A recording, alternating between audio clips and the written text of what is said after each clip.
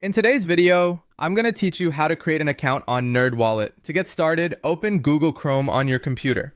Once the browser is open, go to the address bar at the top, type in nerdwallet.com, and press enter. Give the website a moment to load fully so you can clearly see the home page and all of the navigation options. When you're on the NerdWallet homepage, look toward the top right corner of the screen. You should see an option such as sign up or get started. This is the button you'll use to begin creating your account. Go ahead and click it. If the page layout looks slightly different from what you expect, don't worry. Websites sometimes update their design, but the account creation option is usually still located near the top right area. After clicking, you'll be taken to the registration page. Here, you'll need to enter your email address and create a strong password.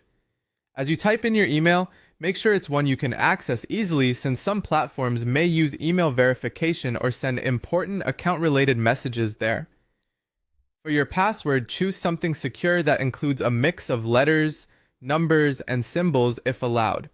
A strong password helps protect your account and personal information, so avoid using anything too simple or easy to guess. Once you've entered your details, take a quick moment to review them for accuracy. It's always a good idea to double check for typing errors, especially in your email address, because even a small mistake could prevent you from receiving important follow-up messages.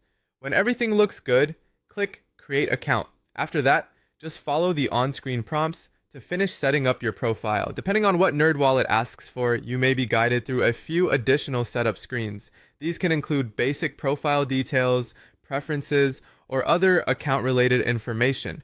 Move through each page carefully and read the instructions on screen so you understand what's being requested. As you complete the setup process, make sure the information you enter is accurate and